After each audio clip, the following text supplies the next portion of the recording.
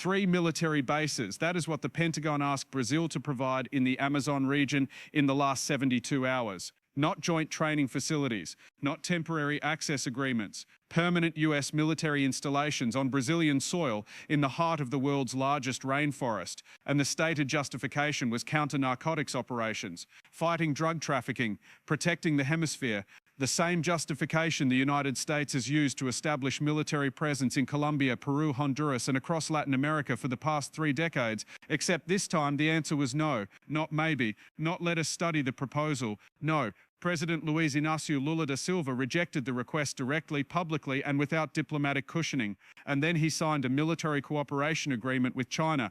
This is not a minor diplomatic disagreement. This is Brazil, the largest economy in Latin America, the 5th largest country on Earth by land area, and a nation that has historically maintained working relationships with Washington, even under left-wing governments, telling the United States that American military bases will not be permitted on Brazilian territory, and doing so while simultaneously deepening security ties with the country the United States views as its primary strategic competitor. That is not hedging, that is choosing, and the choice is not Washington. The request itself reveals how disconnected US policy has become from the reality of Latin American politics. Brazil is not a small Central American state that can be pressured into hosting US forces through a combination of aid packages and implicit threats. Brazil has a GDP of nearly $2 trillion. It has the 10th largest military in the world by active personnel. It produces its own armoured vehicles, aircraft and naval vessels. It does not need US military protection, and it certainly does not need US troops stationed in the Amazon to fight narcotics trafficking when Brazil is not a major cocaine producer and when the primary drug routes from the Andean countries to North American markets do not transit Brazilian territory. So why did the Pentagon make the request? The answer has nothing to do with drugs and everything to do with China. The United States views the Amazon as a strategic domain that China is increasingly accessing through economic investment, infrastructure projects, and scientific cooperation agreements. Chinese companies are financing hydroelectric dams in the Amazon basin. Chinese satellites are imaging the region. Chinese research institutions are partnering with Brazilian universities on biodiversity studies. From the Pentagon's perspective, this is not scientific cooperation. This is strategic encroachment, and the response to strategic encroachment is military presence.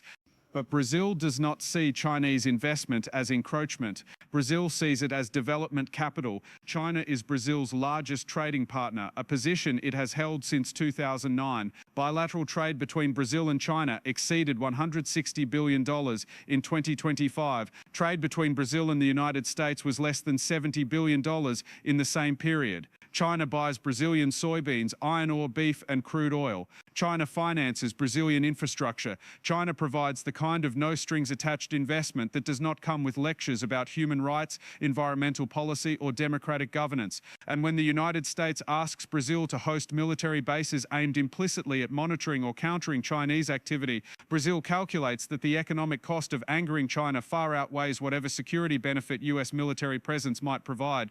That calculation is fundamentally different from the calculation Latin American governments made during the Cold War, or even during the 1990s and early 2000s.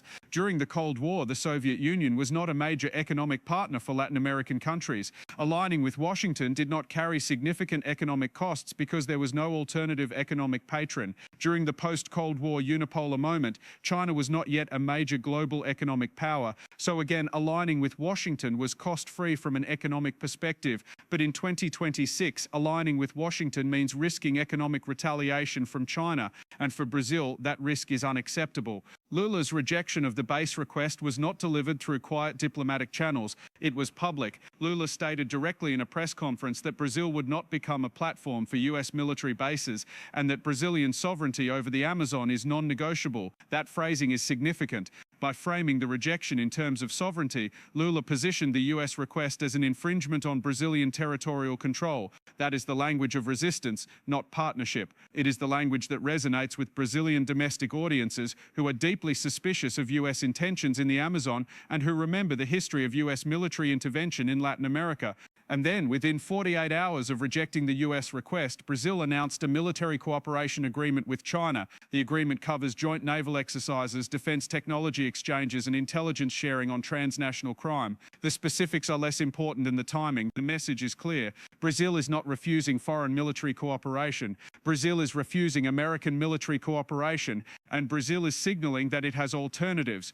The Chinese agreement does not include Chinese military bases on Brazilian soil. China is not asking for what the United States asked for. China is offering cooperation without demanding presence. That is a fundamentally different model, and it is one that Brazil and increasingly other Latin American countries find more acceptable. The United States offers security guarantees that require US military access. China offers economic benefits that require market access. In an era where economic growth is the primary metric of government legitimacy in most Latin American countries, the Chinese offer is more attractive. This dynamic is playing out across the region. The United States has military bases or access agreements in Colombia, Honduras, Peru, Paraguay, and several Caribbean nations, but it is losing ground in the larger South American countries. Argentina, under Alberto Fernandez, rejected expanded US military cooperation. Chile has maintained distance from US security initiatives. And now Brazil, the regional giant, has explicitly refused US base access while embracing Chinese military ties. The geographic pattern is clear. The United States retains influence in Central America and the smaller Andean states. But in South America's major economies, US military presence is increasingly unwelcome. The Pentagon's request for bases in the Amazon specifically reflects a broader US concern about Chinese access to critical resources and strategic terrain. The Amazon basin contains vast reserves of fresh water, biodiversity that could have pharmaceutical and agricultural applications, and rare earth minerals that are essential for advanced technology manufacturing. The United States does not want China to have uncontested access to those resources, but the United States also does not have the economic leverage to prevent that access. Brazil will trade with whoever offers the best terms, and China, which needs commodities to fuel its industrial economy, is willing to pay premium prices and provide financing that US companies and development agencies cannot or will not match.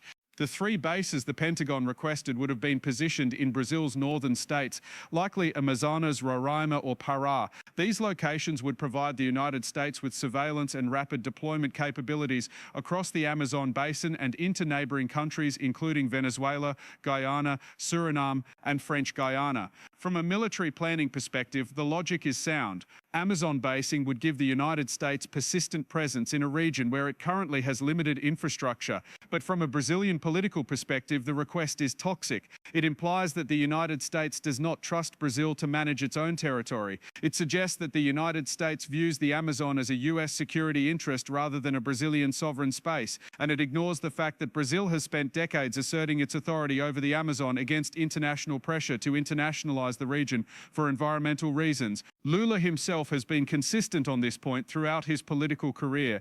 During his first presidency from 2003 to 2010, he resisted US proposals for increased military cooperation and instead strengthened Brazil's own Amazon monitoring capabilities through the CIVAM system, a network of radar installations and satellite surveillance designed and operated by Brazil. The message was clear then and remains clear now. Brazil will defend the Amazon, but Brazil will do so using Brazilian systems under Brazilian command. Foreign military presence is not required and not desired. The rejection of the US base request also reflects broader shifts in Brazilian foreign policy under Lula's current administration.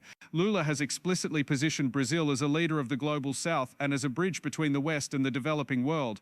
That positioning requires maintaining working relationships with both the United States and China. But when forced to choose, Lula has consistently prioritized economic relationships over security alignments, and the economic relationship with China is far more important to Brazil than the security relationship with the United States. The numbers make this clear. China purchases approximately 30% of Brazil's total exports. The United States purchases less than 12%. In key Brazilian export sectors, the concentration is even higher. China buys over 60% of Brazilian soybean exports. It buys over 50% of Brazilian beef exports. It is the dominant buyer of Brazilian iron ore. If China were to reduce purchases from Brazil for political reasons, the economic damage would be catastrophic for Brazilian farmers, ranchers, and miners. And those groups are politically powerful in Brazil. They have representation in Congress. They fund political campaigns. They can make or break a presidency. Lula knows this, so when the Pentagon asks for bases that would implicitly be used to counter Chinese influence, Lula calculates that agreeing would risk Chinese economic retaliation that could cost Brazil tens of billions of dollars in lost exports. The United States is not offering anything close to that value in exchange. Military aid packages are measured in millions of dollars, not billions. And the security threats that US military presence would supposedly address, primarily narcotics trafficking and transnational crime, are problems that Brazil is already managing through its own security forces and through regional cooperation mechanisms like UNASUR. The counter-narcotics justification is particularly weak. The major cocaine production zones in South America are in Colombia, Peru and Bolivia. The major trafficking routes go from those countries either west to the Pacific and then north to Mexico in the United States, or north through Central America, or across the Caribbean. Very little cocaine transits Brazil because Brazil is not on the direct route from production zones to the major consumer market, which is the United States. Brazil does have a domestic drug consumption problem, but that problem is primarily supplied by cocaine entering from Bolivia and Paraguay through Brazil's western borders, not from the Amazon region where the US is requesting bases. So the counter-narcotics justification does not align with the geographic reality of drug trafficking in South America. What the Amazon bases would provide is surveillance and intelligence collection capability aimed at monitoring Chinese activity. They would allow the United States to track Chinese investment projects, monitor communications, and maintain a persistent military presence that could be used to signal resolve in a future crisis. That is the actual strategic purpose, and Brazil understands that, which is why the answer is no. The Chinese military cooperation agreement that Brazil signed after rejecting the US request is carefully structured to avoid the kind of presence that would provoke a strong US reaction. There are no Chinese bases, there are no permanent Chinese troop deployments. What there is instead is joint training, technology sharing, and intelligence cooperation focused on areas like maritime security and counter-terrorism. These are areas where Brazil has genuine operational needs and where Chinese cooperation provides tangible benefits without requiring Brazil to cede any sovereign control. The naval exercises component is particularly significant. Brazil operates the South Atlantic and has maritime interests that extend to its exclusive economic zone, which is one of the largest in the world. Brazil wants to develop the naval capabilities to patrol and defend that zone without relying on external powers. China has a modern navy with advanced surface combatants and submarines. Joint exercises give Brazilian naval personnel exposure to Chinese systems and tactics. That is valuable for Brazil, and it does not require Chinese bases or Chinese forces on Brazilian soil. The defense technology exchange component is also important. Brazil has a domestic defense industry that produces armored vehicles through companies like Iveco, aircraft through Embraer, and various munitions and small arms. But Brazil lags in certain advanced technologies, including drones, electronic warfare systems, and satellite technology. China has those capabilities and is willing to share or co-develop them in ways that build Brazilian industrial capacity. The United States historically has been reluctant to transfer cutting-edge defense technology to Latin American partners because of concerns about technology proliferation and because US defense contractors prefer to sell finished systems rather than co-develop platforms that would create competitors. So from Brazil's perspective, the Chinese partnership offers tangible benefits: technology transfer, industrial development, market access for Brazilian products, and all of this comes without the political baggage of hosting foreign military bases or being drawn into US-China strategic competition on the US side. Brazil wants to maintain good relations with both powers, but when forced to choose which relationship to prioritize, the economic logic points clearly toward China. This decision has implications that extend far beyond Brazil. Other Latin American countries are watching. Argentina recently signed expanded cooperation agreements with China covering infrastructure, agriculture, and technology. Chile has deepened its economic ties with China and has been cautious about US security initiatives. Even Colombia, historically one of the United States' closest military partners in the region, has been exploring greater economic engagement with China under President Gustavo Petro. The pattern is consistent. Latin American governments are willing to engage with the United States on specific issues where US cooperation provides value, but they are unwilling to accept US military presence or to align themselves exclusively with Washington in ways that would damage their economic relationships with China. This is not anti-Americanism, this is pragmatism, and the pragmatic calculation increasingly favors China on economic issues and neutrality on security issues. The United States has not adjusted to this reality. US policy toward Latin America still operates on assumptions that were valid in the 1990s but are no longer accurate. The assumption that US economic and military power gives Washington leverage over Latin American governments. The assumption that Latin American countries have no alternative to US markets and US investment. The assumption that the Monroe Doctrine, the idea that the Western Hemisphere is a US sphere of influence, still holds political and strategic weight. None of those assumptions are true anymore. China is the largest trading partner for most major Latin American economies. Chinese investment in the region has grown from negligible amounts in 2000 to over $150 billion in cumulative flows by 2025. Chinese infrastructure projects are visible across the region. Ports in Peru and Brazil, hydroelectric dams in Ecuador and Argentina, railway projects in Bolivia, 5G telecommunications networks in multiple countries. These are not abstractions. These are tangible projects that create jobs, generate economic activity, and win political support. The United States offers much less. US private investment in Latin America has declined over the past 2 decades as US companies have focused on Asian markets and domestic opportunities. US development finance, while available, comes with conditions about governance, transparency, and environmental standards that make projects slower and more politically complicated. And US military aid, while substantial in some cases, does not translate into the kind of broad-based economic benefits that infrastructure investment provides. So when the United States asks for military bases, Latin American governments ask what they get in return, and the answer is often insufficient. Security guarantees against threats that are either not pressing or that the countries can handle themselves. Counter-narcotics assistance for a problem that is driven by US demand for drugs. Training and equipment that may or may not align with the recipient country's actual security priorities. None of this compares to billions of dollars in infrastructure investment that builds roads, ports, and power plants. Brazil's rejection of the US base request and embrace of Chinese military cooperation is the clearest example yet of this dynamic, and it is a dynamic that the United States has not figured out how to counter. The Biden administration has tried to increase engagement with Latin America. There have been summits, there have been new aid packages, there have been diplomatic visits, but none of it has reversed the trend of declining US influence and growing Chinese economic presence. The fundamental problem is structural. The United States is asking Latin American countries to make choices that impose economic costs, specifically the cost of potentially damaging relations with China, in exchange for security benefits that are often abstract or that address problems the countries do not perceive as urgent threats. That is a losing proposition. China is asking for market access and offering economic benefits in return. That is a winning proposition. Lula's no to the Pentagon is not just one president's decision. It is a reflection of the broader reality that US power in Latin America is eroding and that the tools the United States has traditionally used to maintain influence, military presence, security assistance, and economic pressure are no longer effective when countries have alternatives. And China provides those alternatives. Not perfectly, not without risks, but sufficiently well that governments like Brazil's can say no to Washington without fearing catastrophic consequences. The strategic implication for the United States is significant. If the largest country in South America is unwilling to host US military bases and is instead deepening security ties with China, the entire US strategic posture in the region is called into question.